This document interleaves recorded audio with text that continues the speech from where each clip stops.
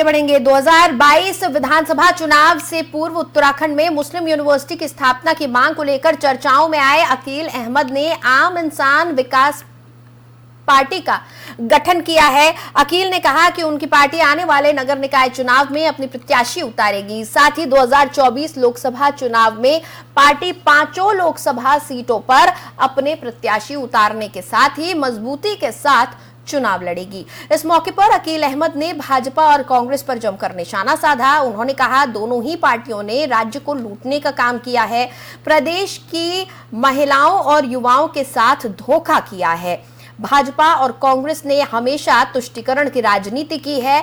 जब से बीजेपी की सरकार आई है तब से धर्म के नाम पर राजनीति की जा रही है, लेकिन उनकी पार्टी सभी वर्गों को साथ लेकर चलने वाली पार्टी है।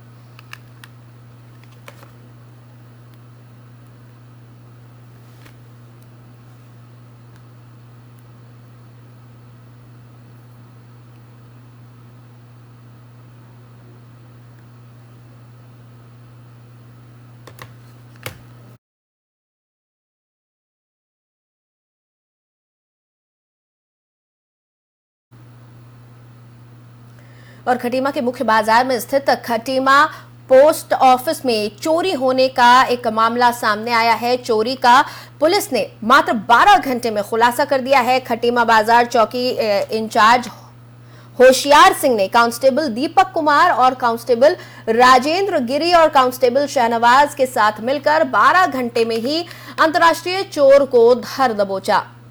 वहीं खटीमा सीओ कार्यालय में सीओ वीर सिंह ने डाकघर में हुई चोरी का खुलासा करते हुए बताया कि कल खटीमा डाकघर में डाकपाल द्वारा डाकघर में ताला तोड़कर मॉनिटर और बैटरी सहित कई सामान चोरी होने की सूचना पुलिस को दी थी, जिस पर खटीमा पुलिस ने मुकदमा दर्ज कर मामले की जांच करते हुए 12 घंटे में ही चोरी के मामले का खुलासा करते हुए चोरी के आरोप में कासिम उर्फ बबलू निवासी इस्लाम नगर खटीमा को गिरफ्तार किया है, जिसकी निशानदेही पर पुलिस ने 3 कंप्यूटर मॉनिटर, 6 बैटरी और 1 इलेक्ट्रॉनिक तराजू बरामद किया है। आरोपी कासिम 2022 में भी पोस्ट ऑफिस में चोरी करने के आरोप में गिरफ्तार किया गया था। साथ ही नेपाल में भी चोरी के मामले में जेल जा चुका है। वहीं पुलिस द्वारा गिरफ्तार चोरी के आरोपी को जेल भेजा जा रहा है।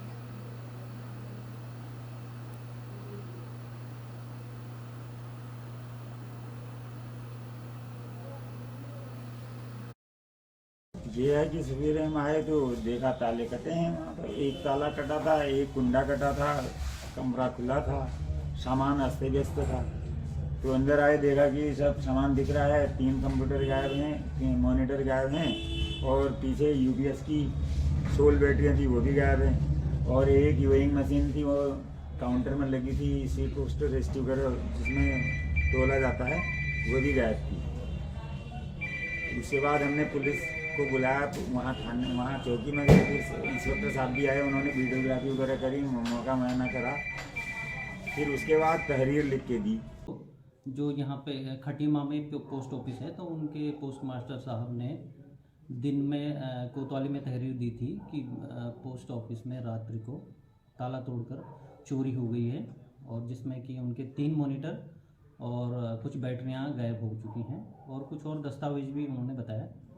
तो तहरीर के आधार पर हमने थाना कोतवाली में मुकदमा दर्ज कर दिया और उसके बाद हमारी जो कोतवाली की टीम है प्रभारी निरीक्षक के नेतृत्व में छानबीन की गई। तो एक चोर को गिरफ्तार कर दिया गया है, जिसके कब्जे से 3 मॉनिटर और 6 बैटरियाँ और एक इलेक्ट्रॉनिक तराजू बरामद कर दिया गया है और अब इसमें अग्रिम विवेचना चल रही है। सर, आपराधिक इतिहास अभी निकाला जा रहा है, लेकिन हाँ, ये पहले भी चोरी के मुकदमे में जेल जा चुका है, लेकिन अभी इन्वेस्टिगेशन के दौरान हम इसका पूरा आपराधिक इतिहास भी निकालेंगे। ये है कि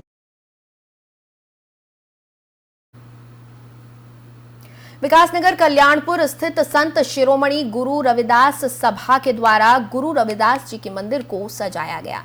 साथ ही संत गुरु रविदास जी की 646वीं जयंती को बड़ी धूमधाम और श्रद्धा के साथ मनाया गया। पूजा अर्चना भी की गई। इस मौके पर विकासनगर क्षेत्र में शोभा यात्रा भी निकाली गई। शोभा यात्रा का अलग अलग जगहों पर भव्य स्वागत किया गया। इसके साथ ही नगर वासियों द्वारा मार्ग पर अनेकों जगह शोभा यात्रा के लिए जलपान की व्यवस्था भी की गई थी। गुरु रविदास जी की वाणी श्री गुरु ग्रंथ साहिब में मौजूद है।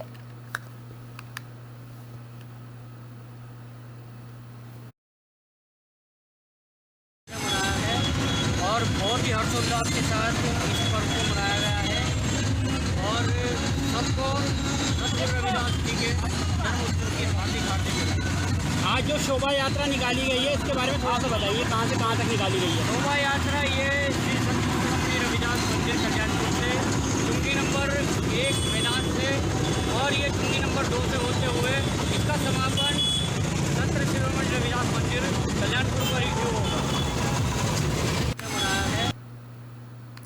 चलिए आगे बढ़ेंगे। देवी देवताओं की तरह पूजी जाने वाली गाय को हिंदू संस्कृति में माता का दर्जा दिया गया है, क्योंकि गाय प्राचीन काल से ही भारतीय संस्कृति की मूल आधार रही है। मानव जाति का भरण पोषण करने वाली गाय को लोग सड़कों पर आवारा छोड़ देते हैं। कभी वो खुद चोटिल हो जाती हैं या फिर ट्रैफिक में हादसों का सबब बनती हैं। इन लावारिस छोड़े गए बेजुबान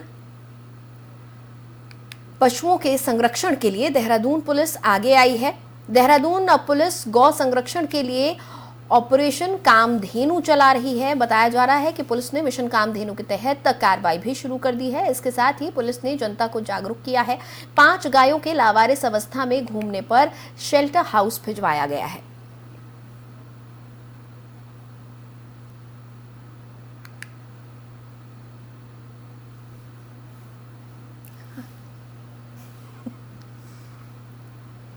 और हरिद्वार का ग्रामीण क्षेत्र हो या शहरी क्षेत्र, सभी जगह जंगली हाथियों का आतंक जारी है। हरिद्वार का अधिकांश क्षेत्र राजाजी टाइगर रिजर्व से सटे होने के कारण लगातार जंगली हाथी इन इलाकों में अपनी दस्तक देते रहते हैं।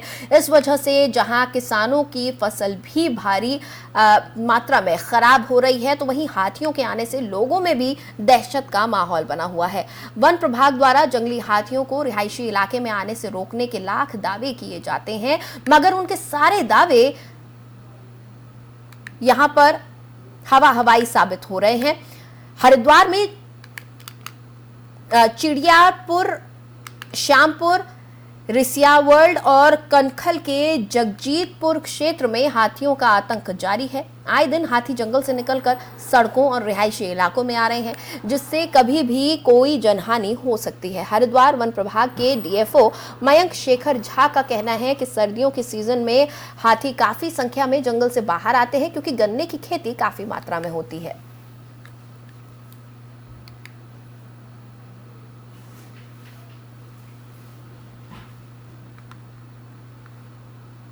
उधर उत्तरकाशी जनपद के गंगा घाटी क्षेत्र में पहले 1.5 महीने से हो रही अधोघोषित बिजली कटौती में आम जनता परेशान हो रही है। बिजली कटौती का समय सुबह और शाम का रखा गया है, जब लोगों को बिजली की सबसे ज्यादा जरूरत होती है। लोगों का कहना है कि दैनिक दिनचर्या के कार्यों को करने के लिए सुबह और शाम विद्युत आपूर्ति का होना अति आवश्यक होता है, लेकिन बिजली कटौती होने से लोग अपने दैनिक कार्यों को नहीं कर पा रहे हैं। इसके साथ ही पढ़ने वाले छात्र छात्राओं को भी बिजली कटौती से काफी दिक्कतों का सामना करना पड़ रहा है। अब परीक्षाएं काफी नजदीक आ गई हैं और ऐसे में पढ़ने वाले बच्चों को भी अपनी पढ़ाई की काफी चिंता हो रही है। स्कूली बच्चों के लिए सुबह और शाम का समय अध्ययन के लिए काफी महत्वपूर्ण होता है, लेकिन बिजली न होने के चलते छात्र छात्राओं को भारी दिक्कतों का सामना करना पड़ रहा है। वहीं इस बारे में जब यूपीसीएल के जिम्मेदार अधिकारियों से पूछा जाता है तो जिम्मेदारियों से पल्ला झाड़ते हुए नजर आते हैं।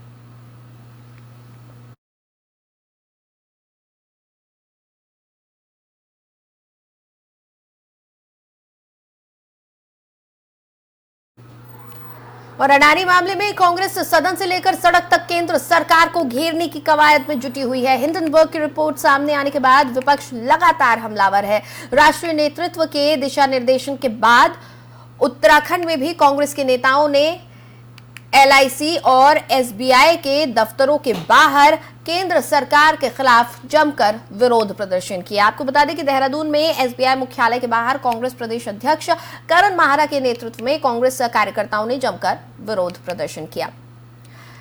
बहरहाल फिलहाल देवभूमि उत्तराखंड की खबरों में इतना ही। मुझे दे इजाजत, आप बने रहें एफएम न्यूज के साथ।